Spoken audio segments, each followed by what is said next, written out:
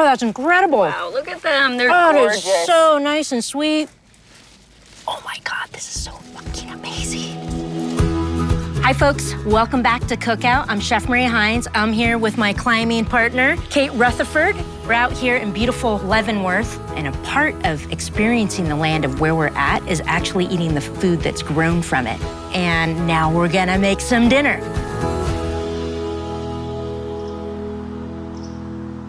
All right, let's see what we got in the cooler, see what we're gonna make today. And we're ghosted of food. Kate, what do we do? Sad. Luckily, I have a little map called the Farm to Crag map. Farm to Crag is a little nonprofit that I co-founded with some really powerful women to inspire climbers to invest in local sustainable food wherever we climb. You know, this is a way not only to invest in your personal health and strength, but also in the communities we climb in, and then, you know, furthermore, it contributes in a positive way to our climate crisis. Awesome. I mean, what a beautiful way to round out our climbing trip, right? We're on this beautiful, beautiful earth, and we have the privilege to be able to go out and move our bodies in it. So whether we're climbing or we're backpacking, just being a part of this land is really special. And I know for me, a lot of times, like when you're in these green spaces, there's a lot of agriculture in the area, but how to tap into them, like I've never really known how to do that. I'm an out-of-towner, and of course I want to support the local economy. Of course I want to support the local farmers, but how am I gonna know that they even exist? So we're gonna go on a little journey with Kate, and we're gonna go to this beautiful farm, and we're gonna get some produce, and we're gonna cook it together. Should we go do that? Let's do it. It's such a joyful way to engage with climate change. Yes. And your friends. All right, let's go get some food. Every part of my life, of all of our lives, food touches. I'm Chef Maria Hines, and on the show, we're going to explore how to make food taste mind-blowingly delicious, nutrition, celebrating the great outdoors, the impact that food has on the planet, our bodies, and our communities. We're gonna go on this journey together, we're gonna learn, we're gonna cook, and we're gonna have a lot of fun. Wow, these plants are beautiful. Look how healthy they are. Thank you so much for bringing me here. Hey, Chris. Oh, hello. Meet my friend Maria. Hello, Maria. Hey, Nice to how's meet it you. going? Very Nice good. to meet you too. Awesome. This is incredible. Thank you. We're here at the Oh Yeah Farms for a little snack attack. Can Okay. you provide us with some veggies and knowledge about what you're up to? Totally. We'll fill your minds and your bellies. Yeah, let's do it. What do you have growing on the farm this season? Well, right now we have tomatoes. We're staying in tomatoes, but we try to grow A to Z vegetables on the farm, keep it diverse. Kale, collards, chard, garlic, cucumbers, potatoes, carrots, beets. The list goes on.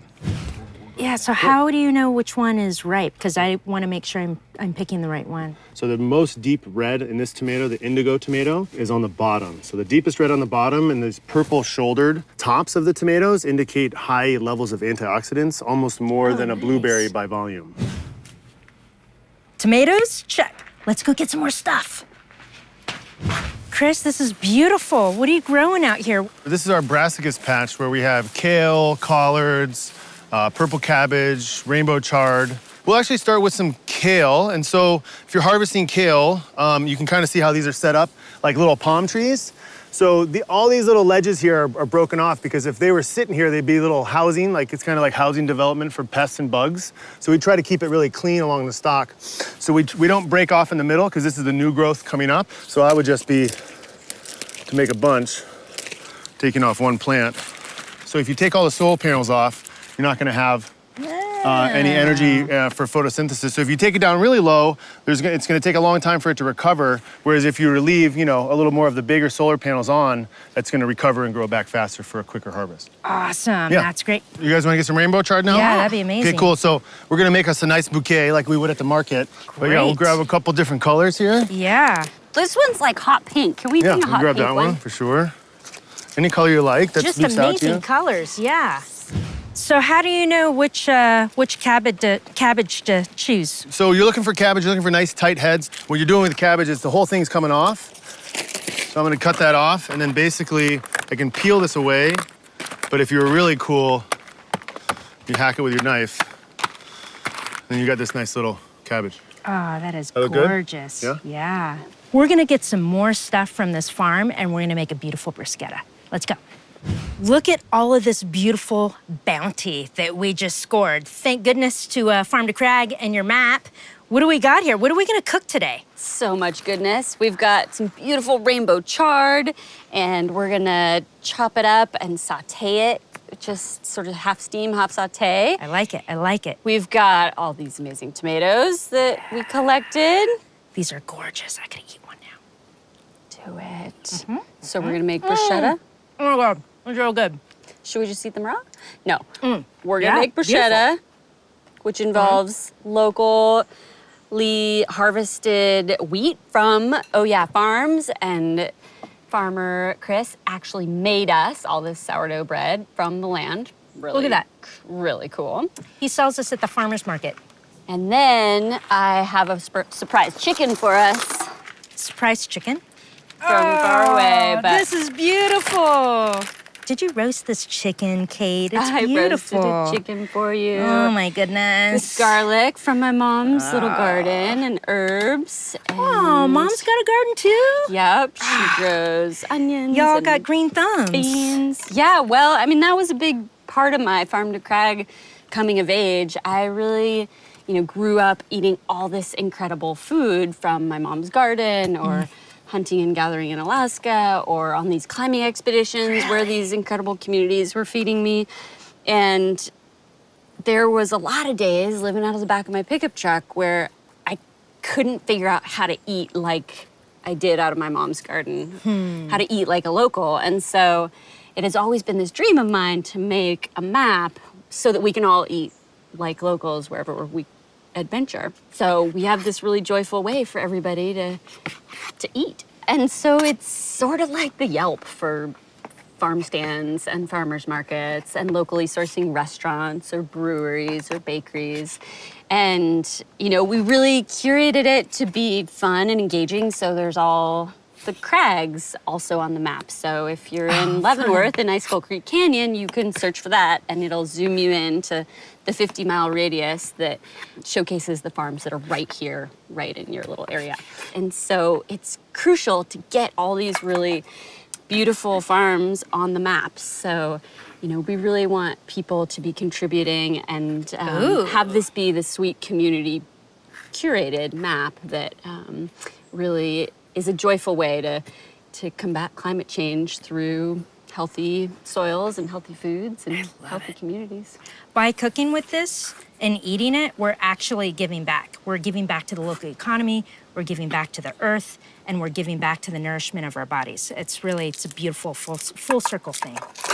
All right, Yeah. So I took the rainbow chard and chopped it up really fine. These are the little stems for the chard, and they're really crunchy and bright and kind of like, it's almost like a rose fragrance or something. So saute those for a couple seconds longer than you saute the greens.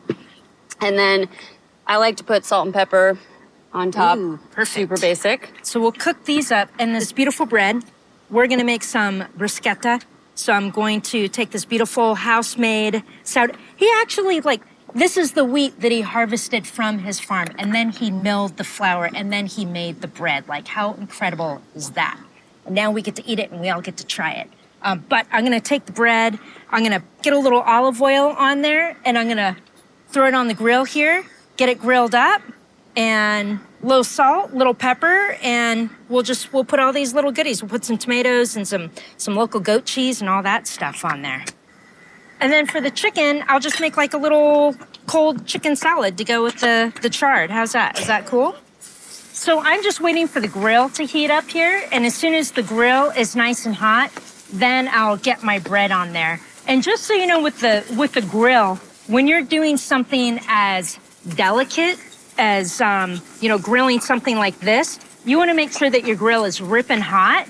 And then you want to make sure you oil it down. So it's already been oiled down, because if you don't oil your grill down, this will stick and it's just too beautiful of a product. So everything that we do, we're just doing what we can to handle these ingredients in the best way that we possibly can. So we want to treat everything as though it's just a little gift, as it is.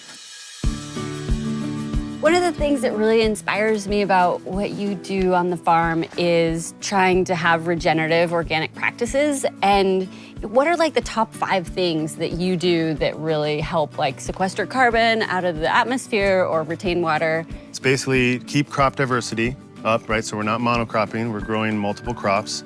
Keep something growing on the soil, whether it be cover crop or some sort of food, right? Keep the green growth growing, so you're sequestering carbon by doing that. We gather manure from our Forest Service buddies right up the road from us and bring it to the farm compost pile and get that in there, so we're getting some animal agriculture involved. And then keeping root growth in the soil year-round as best we can is another principle. The 5th one would be minimizing soil disturbance, so reduced tillage. So our reduced tillage is very mindful. There's times where we won't even till using a rototiller. We'll plant with mechanized transplanters that run through the soil and plant our plants for us.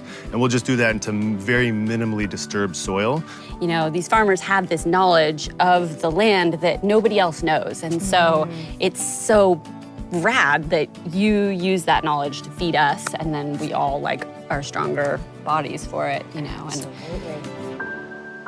Kate, do you notice like when you go to the grocery store and stuff these days, if you're in the produce aisle and you see melons, you can't even smell the melons because they were picked before they were actually ripe so they could get trucked over to us. But if you're a farmer's market, 2 stalls down, you can smell that beautiful fresh melon smell. And it's just, we're missing that, and like reconnecting ourselves with that not only is just gonna make our eating experience better, but there's just so many more nutrients and vitamins and minerals and stuff in that food as well.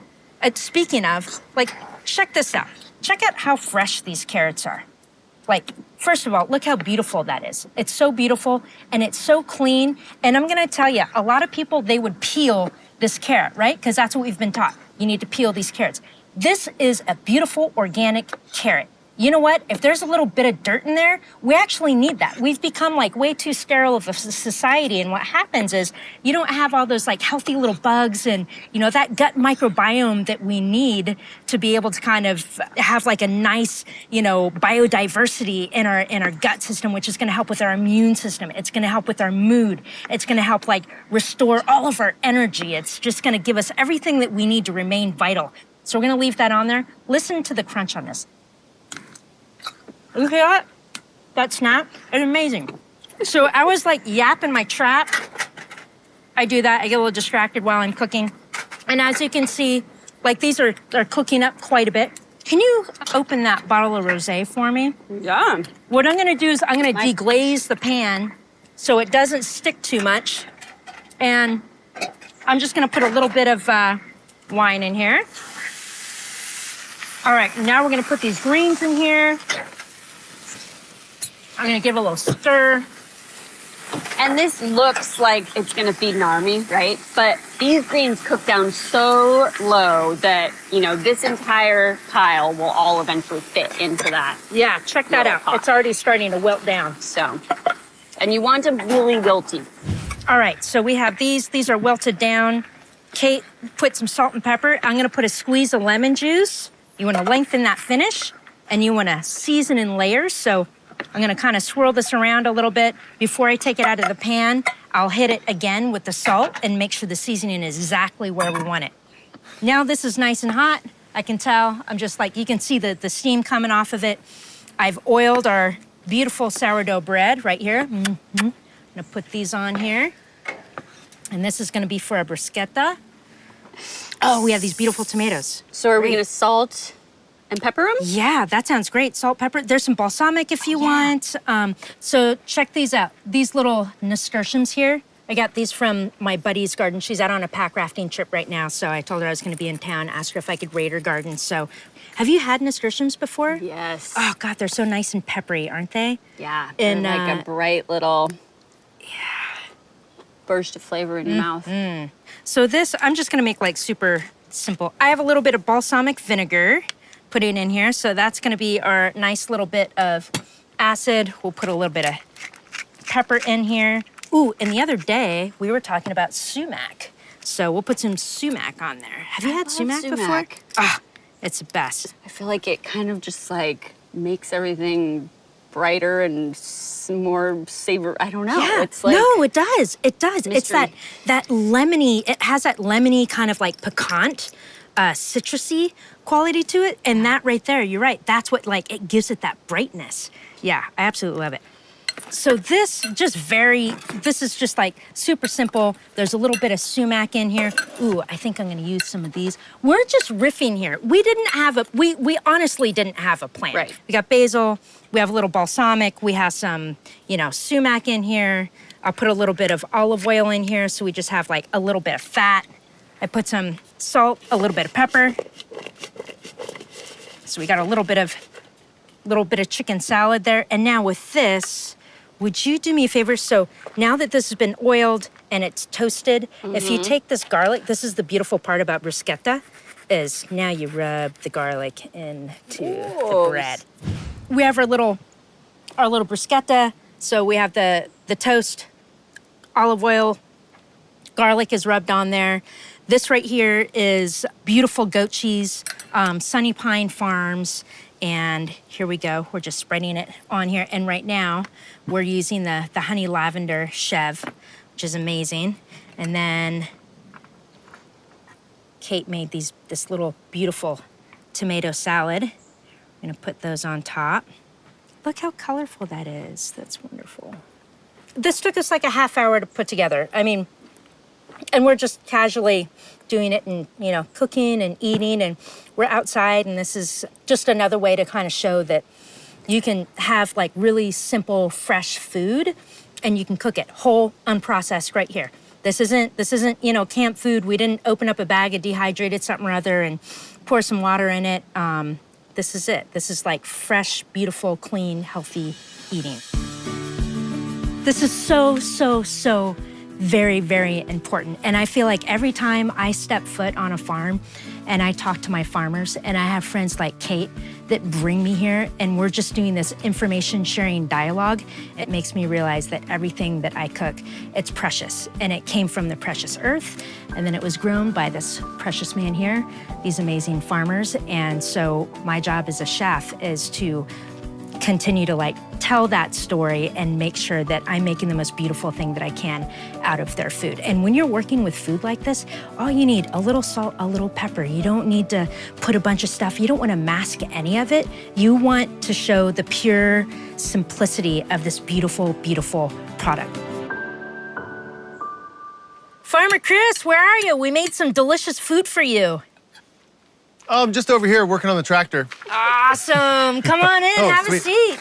We harvest these from this really incredible farm. It's called Oh Yeah Farm. Have you heard of it before? Oh, yeah? Oh, yeah. Pretty cool. There you go, my friend. Enjoy.